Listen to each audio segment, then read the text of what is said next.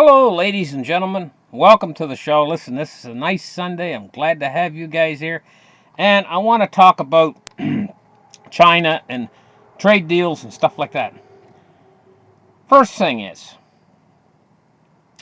if we hadn't had this trade problem that's propped up, that's been ongoing for a long time now, the economy would have probably held off the recession until after the election cycle. Probably the recession wouldn't have really hit hard until 2021.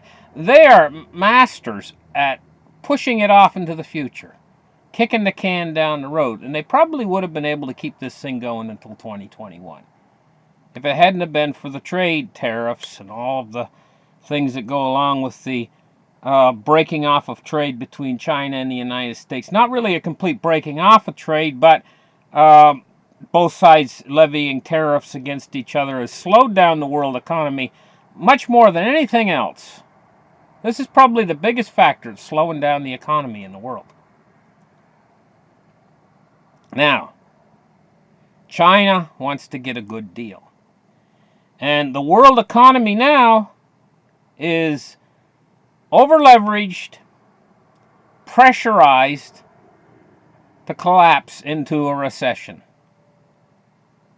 I'll tell you a little story. Now, I heard this story secondhand from my grandfather. I think it was his... anyway, there was... I called him Uncle Harry. That's what I called him. And his wife. And his wife's name was Judy. This was a long time ago. This was like in the 1960s. And Judy was a young woman, fairly young woman. She was married to Harry, and they were living in this house down near the shore. Anyway, there's a lot of big boulders down near the shore. Great big stones in people's yards and stuff.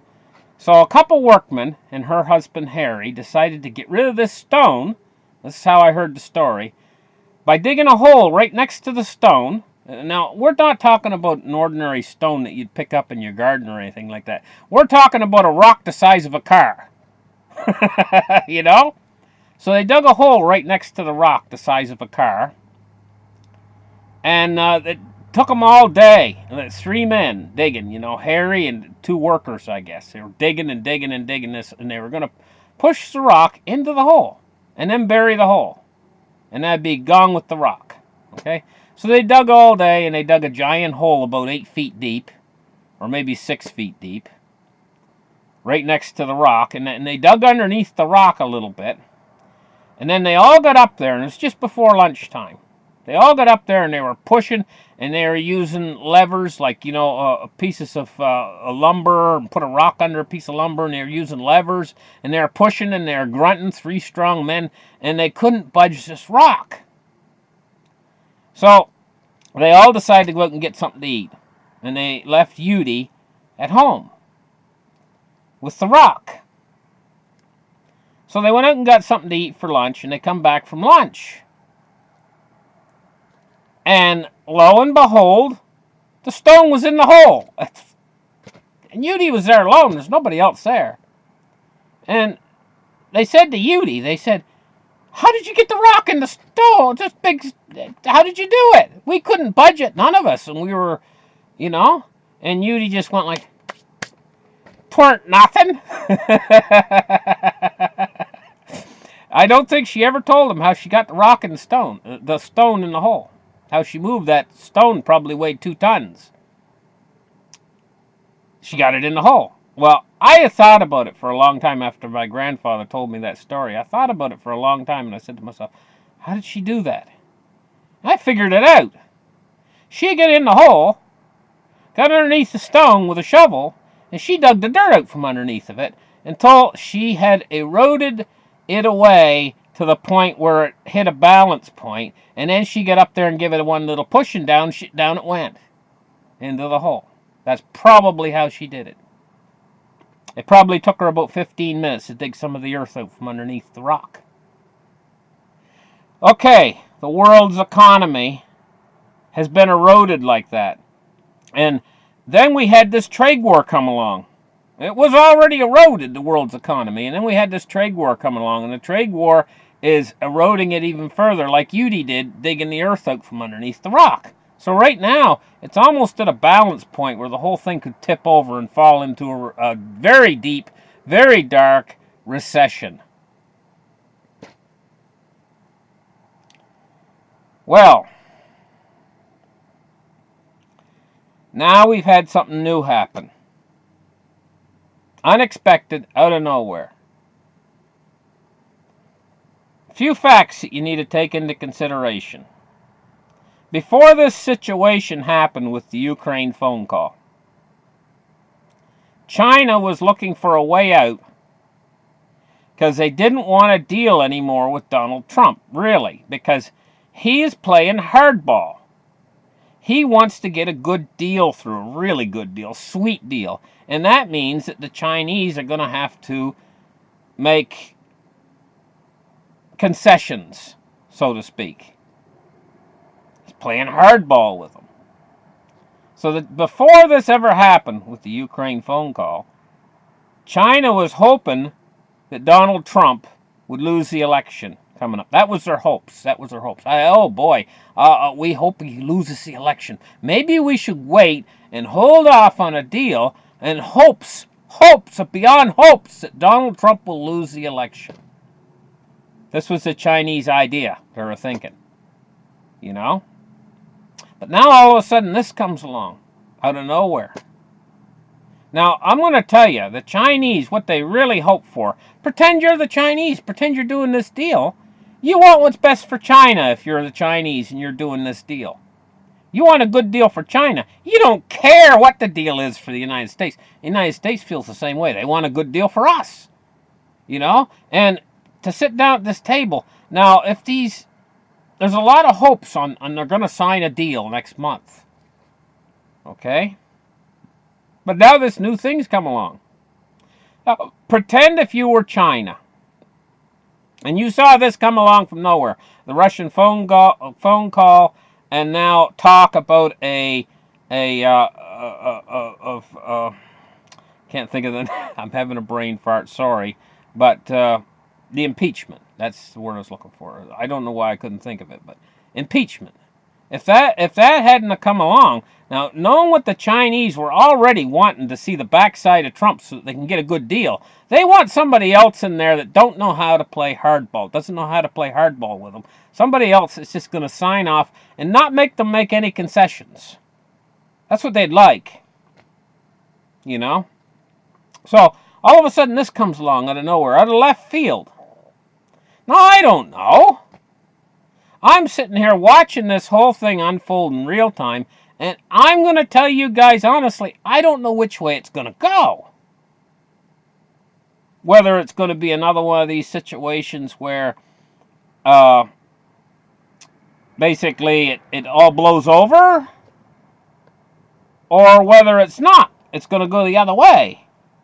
But I'm sure the Chinese are watching this very carefully right now. And they're rubbing their hands together. Oh boy, we're finally going to see the backside of this guy, and we're going to get some guy in there that's easier to deal with, you know? And so, in their idea of all this, my personal opinion on it is that the Chinese are going to hold off now. They're going to want to, just like me, I want to see what happens with this. The Chinese are going to be sitting back, and they're going to say, gee, we want to see what happens.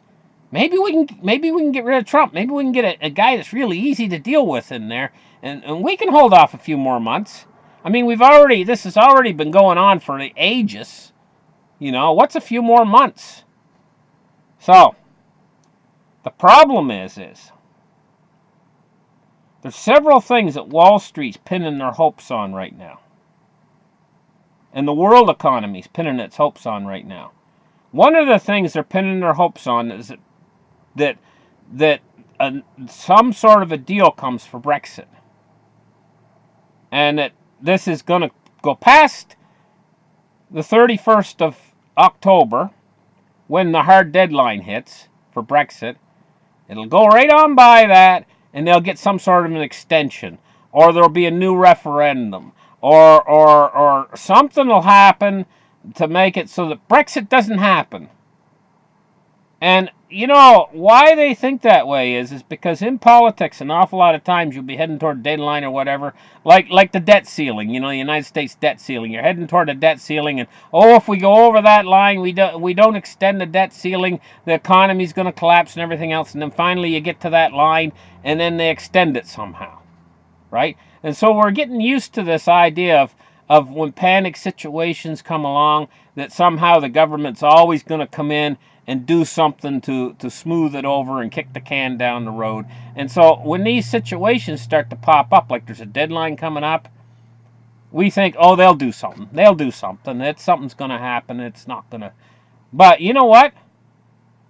When it comes to Brexit, this time might be different. And you know, guys, we only got 1 month left. One measly month. Like 30 more days, sort of a deal. Or 31 more days. And you know what? Wouldn't it take the world by shock if there was a hard Brexit 30 days from now? Wouldn't it take the economies of the world by shock? Now, a second shock could be that where I went so in such depth to explain to you why the Chinese might drag their feet on the trade deal. A second shock would be if there's no trade deal. So we get coming up here and we find out that there's no trade deal. I mean, they meet all together and everything else, and they don't hammer out a deal, which is what I think the outcome's going to be, because I think China's going to drag their heels, hoping that the worst happens for the Trump administration. Because this means that they won't have to play hardball anymore. They can get what they want. Of course they're going to wait.